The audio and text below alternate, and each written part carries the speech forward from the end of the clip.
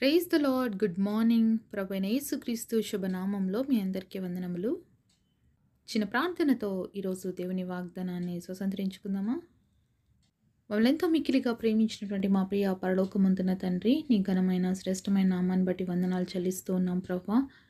ఉదయకాల సమయంలో నీ సన్నిధిలో ఉంటున్న మా అందరితో మాట్లాడే తండ్రి, ప్రతి హృదయాన్ని చూస్తున్న దేవుడు ఎవరికి ఏ మాటలైతే అవసరమన్నాయో తండ్రి, ఆ మాటల చేత ప్రతి ఒక్క బిడ్డతో మాట్లాడి బలపరిచి ఆదరించమని యేసునామంలో ప్రార్థిస్తున్నాము తండ్రి. ఆమేన్. ఈరోజు దేవుని వాగ్దానము కీర్తనల గ్రంథము 90వ అధ్యాయము 15వ వచనం. మేము కీడు అనుభవించిన ఏండ్ల కొలది మమ్మను సంతోషపరచుము.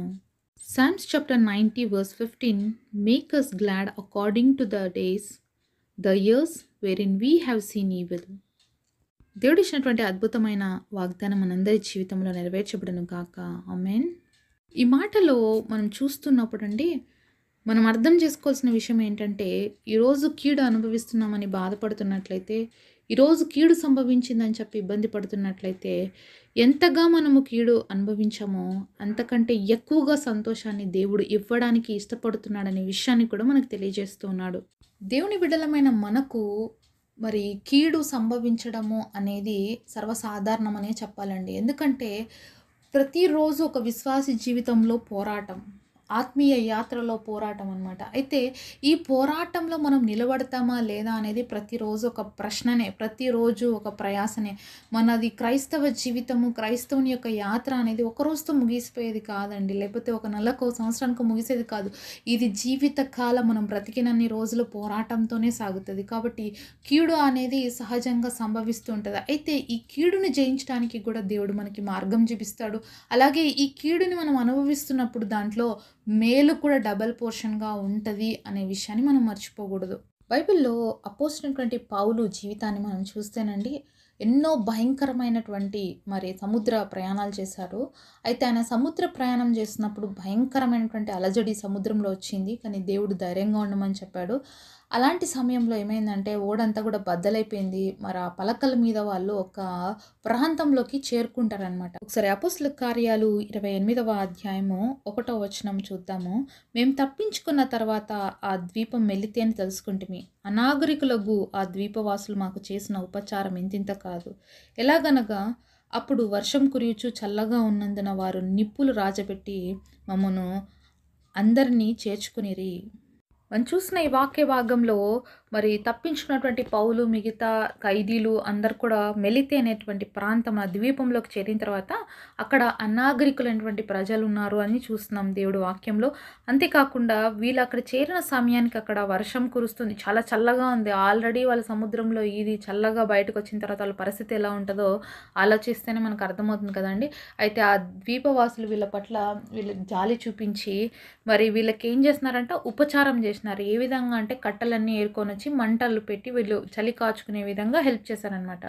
ఒకసారి 3వ వచనంలో చూస్తే, అప్పుడు పౌలు మోపెడు పుల్లలేరి నిప్పుల మీద వేయగా ఒక సర్పము కాగుకు బయటికి వచ్చి అతన్ని చెయ్యి పట్టెను. ఆ ద్వీపవాసులు ఆ జంతువు అతని చేతిని వ్రేలాట్టు చూచినప్పుడు నిశ్చయంగా ఈ మనుషుడు నరహంతకుడు, ఇతడు సముద్రం నుండి తప్పించుకునను, న్యాయం అతని బ్రతకనీయదని తమలో తాము చెప్పుకొనిరి. అయితే మరి పౌలు కూడా ఏం చేసినాడంటే కొన్ని కట్టెలు ఏరుకొని వచ్చేసి మరి ఆ మంటలో వేద్దామని తీసుకొని వచ్చినప్పుడు దాంట్లో ఏమైందంటే ఆ యొక్క వేడికి దాక్కున్న పాము బయటకు వచ్చి మరి పౌలుకి కాటేసింది.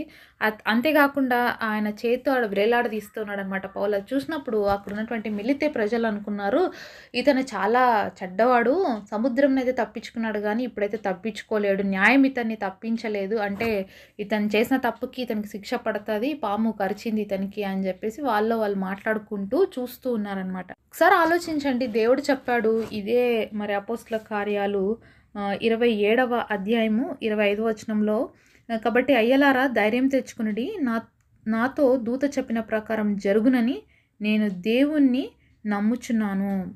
మరి దేవుని దూత ద్వారా దేవుడు వర్తమానం పంపించాడు పౌలుకి, మీకేమో ఆపద జరగదని. అదే మాటను అక్కడ చెప్తున్నాడు.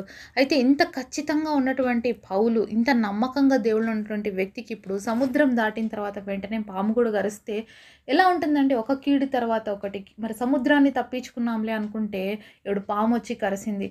ఇంకా అప్పుడు అందరూ మాట్లాడుకుంటున్నారు పౌలు గురించి, తను చాలా చెడ్డవాడైంటాడు కాబట్టి ఇలా జరిగింది అని. ఏం జరుగుతుందో చూద్దామని చూస్తా ఉన్నప్పుడు ఏమైందంటే 5వ వచనంలో, అతడైతే ఆ విషజంతుని అగ్నిలో జాడించి వేసి ఏ హానియు పొందలేదు. ఎంత అద్భుతం కదండి. మరి పౌలు ఏం చేసినాడంట, ఆ యొక్క మరి పాముని జాడిచ్చేసి ఆ మంటలో వేసేసినాడు, కానీ అతనికి ఏ హాని కూడా కలగలేదంట. ఎంత గొప్ప దేవుడు. అపాయములోకి మనం వెళ్ళినా కూడా మనకు క్షేమం ఇచ్చేటువంటి దేవుడు ఉన్నాడండి మన దేవుడు. సముద్రము మింగేయాలని చూసింది పౌలుని, కానీ పౌలును బట్టి దేవాది దేవుడు ఆ యొక్క సముద్రంలో వస్తున్నటువంటి అతనితో పాటు ఓడలో ప్రయాణం చేసిన ప్రతి ఒక్కరికి సురక్షితాన్ని ఇచ్చాడు. దేవుడే క్షేమంగా బయటికి తీసుకొచ్చాడు ఆ సముద్రంలో నుంచి. ఒకసారి ఆలోచించండి, సముద్రంలో అలజడులు అల్లలు వస్తున్నప్పుడు మరి ఆ ఓడ బద్దలైపోయిన సమయంలో వాళ్ళ సముద్రంని క్రాస్ చేయడం అంత ఈజీ అంటారా? ఎంత స్ట్రగుల్ ఫేస్ చేసి ఉంటారు, ఎంత ఇబ్బందులు పడి ఉంటారు. అయినప్పటికీ దేవుడు ప్రామిస్ చేశాడు కాబట్టి ఏ అపాయం సంభవించకుండా ప్రతి ఒక్కరూ క్షేమంగా బయటపడ్డారు. అయితే బయటపడ్డాంలే అని హ్యాపీగా ఉండాల్సిన సమయంలో పౌలుకి ఇలాంటి పాము ఎదురైనప్పుడు, అందరూ పౌలు గురించి అలా మాట్లాడుతున్నప్పుడు ఎలా అనిపించుంటుంది పౌలుకి? తర్వాత 6వ వచనంలో చూస్తే, వారతని శరీరము వాచునో లేక అతడు అకస్మాత్తుగా పడు చచ్చునో అని కనిపెట్టుచుండిరి. చాలాసేపు కనిపెట్టిచుండిన తర్వాత అతనికి ఏ హాని కలగకుండా చూచి ఆ అభిప్రాయం అని ఇతడు ఒక దేవత అని చెప్పసాగిరి. దేవుడి నామానికి సమస్తమైన మహిమ ఘనత ప్రభావములు చెల్లుగును కాకండి. ఎందుకంటే ఆ సర్పం కుట్టినా కూడా మరి మరి పౌలుకు మాత్రం ఏం కాలేదంట. అక్కడ చూసిన వాళ్ళు అనుకుంటున్నారు ఈ పాము గరిచింది, వాళ్ళకి తెలుసు కదా, వాళ్ళు ఆ ఏరియాలో ఉంటారు, ఎలాంటి పాములు ఉంటాయో వాళ్ళకి తెలుసు. ఆ పాము కాటేస్తే ఏం జరుగుతుందో తెలుసు. వాళ్ళు ఏమనుకున్నారంటే ఇంకా పౌలు శరీరం ఎంతగా వాసిపోతుందేమో, ఎంతగా ఉబ్బిపోతుందేమో, లేకపోతే హఠాత్తుగా అకస్మాత్తుగా పడి చచ్చిపోతారేమో అని చూస్తున్నారంట వాళ్ళు గమనిస్తూ. కానీ అలాంటివి ఏమీ జరగలేదంట. అలా చాలాసేపు వాళ్ళు గమనించిన తర్వాత ఇంకేమంటున్నారు తెలుసా, ఇప్పుడు ఇతడొక దేవత, అందుకే తనకి ఏం జరగలేదు అని చెప్తున్నారు. ఇక్కడ పౌలు జీవితంలో కీడుగా కనిపించింది, కానీ దేవుడు ఏం చేసినాడు, దాన్ని అద్భుతంగా మార్చాడు. ఈరోజు నీ జీవితంలో కూడా నువ్వు కీడు అనుభవిస్తున్నావా? మరి సర్పము, పాము ఇవన్నీ కూడా సాతానికి సాదృశ్యంగా ఉన్నాయి. కాటేసినానులే, చంపేస్తానులే అని మనం అనుకుంటుందేమో సాతాను, కానీ మనల్ని ఏం చేయలేదండి. ఎందుకంటే మన దేవుడు మన పక్షంగా ఉన్నాడు. మన దేవుడు సజీవుడు, నిన్న నేడు నిరంతరం ఏకరీతిగా ఉన్నాడు. మరి పౌలుని అలాగే అనుకున్నారు అందరూ. అయిపోయింది ఇంకా పౌలు పని, ఇంకా చచ్చిపోతాడు అని చూస్తున్నారు కనిపెట్టుకొని. కానీ అక్కడ ఏం చేశాడు దేవుడు? అద్భుతం చేశారు. ఎవరైతే దేవుడే ఇతనికి శిక్షించినాడు, ఈ దేవుడు యొక్క శిక్షకి ఇతడు పాత్రుడు, సముద్రం తప్పించుకున్నా ఇక్కడ పామును తప్పించుకోలేదన్న వాళ్ళే ఇప్పుడు ఏమంటున్నారంటే ఇతను ఒక దేవుడు, దేవత అన్నట్లుగా చెప్తున్నారనమాట. ఈరోజు నీ జీవితంలో కూడా ఇలాంటి కీడులు నువ్వు కూడా అనుభవిస్తున్నావేమో. అంత అయిపోయింది, ఇంక అందరూ వీళ్ళలాగే మనల్ని కూడా గమనిస్తున్నారేమో. అయిపోతుంది వీళ్ళ పరిస్థితి, ఇంక ఇంతటితో లాస్ట్, ఇంక వీళ్ళ జీవితం ఇంకటితో ముగిసిపోతుంది, అయిపోయినారు వీళ్ళ కథ ఇంతటితో అని అందరూ అనుకుంటున్నారేమో నిన్ను చూసి. అయితే ఈరోజు దేవుడు నీతోనే మాట్లాడుతున్నాడు. మరి ఎవరేమనుకున్నా కూడా దేవాది దేవుడు నీ పక్షంగా ఉన్నాడు. పౌలు పక్షంగా ఉన్న దేవుడు ఈరోజు నీ పక్షంగా ఉన్నాడు. ఎంత మనుషులు విషం జిమ్మినా, ఎంతమంది నీకు వ్యతిరేకంగా లేచినా, ఎన్ని పరిస్థితులు నీ చుట్టూ కమ్ముకున్నా, వాటన్నిటిలో నుంచి కూడా నేను నీ కాపాడడానికి శక్తివంతుడైన దేవుడు ఉన్నాడు అనేది మనం గుర్తుపెట్టుకోవాలి. ఆ కీడుని దేవుడు ఏం చేశాడు, ఇక్కడ మేలుగా మార్చాడు. కాబట్టి మన జీవితంలో కూడా ఏదైతే మరి పౌలు జీవితంలో సముద్ర ప్రయాణంలో వచ్చిన కీడు, అలాగే ఆ యొక్క పాముతో వచ్చిన కీడుని దేవుడు జయింపజేశాడో, ఈరోజు నీ జీవితంలో కూడా ఎలాంటి కీడులు ఉన్నాయో, ఎలాంటి పరిస్థితులు ఉన్నాయో నాకైతే తెలియదు, కానీ దేవుడికి ఆ ప్రతి పరిస్థితి తెలుసు.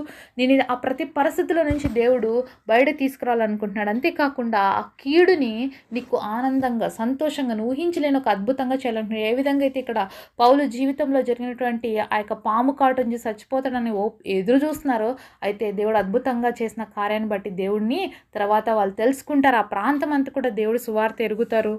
అక్కడున్న వాళ్ళు కూడా దేవుని నమ్ముకుంటారు. కాబట్టి నీ జీవితంలో ఒక కీడు వచ్చింది అంటే అది దేవుని నామానికి మహిమకరంగా, అలాగే నీకు కూడా ఆశీర్వాదకరంగా అక్కడ పౌలు ద్వారా అనేక మందికి సువార్త అందించడానికి దేవుడు అనుమతించాడు. అయితే ఆ కీడుని చూసి మరి నేను చచ్చిపోతానే ఏమైపోతుందని పౌలు భయపడలేదు. దేవుడి పైన విశ్వాసంతో ముందుకు సాగాడు. ప్రతి విషయంలో సముద్ర ప్రయాణంలో కూడా దేవుడి పైన ఆధారపడి ముందుకు సాగాడు. కాబట్టి అనేకమైన అద్భుతాలు చూశాడు. సువార్త పరిచర్యని ముందుకు తీసుకెళ్ళగలిగాడు. కాబట్టి మనం కూడా దేవుడు పనిలో ఒక భాగంగా ఉన్నప్పుడు అనేకమైన కీడులు మన చుట్టూ సంభవించినప్పటికీ కూడా ఆ కీడునే దేవుడు మనకు ఆశీర్వాదకరంగా, ఆ కీడునే మన జీవితాల్లో దీవెనకరంగా, అనేకులకు ఆశీర్వాదకరంగా మారుస్తాడు. అట్టి కృప దేవుడు మనందరికీ దయచేయునుగాక. పరిశుద్ధుడైన తండ్రి, మీరు మాతో మాట్లాడిన ప్రతి మాట కొరకు వందనాలు తండ్రి.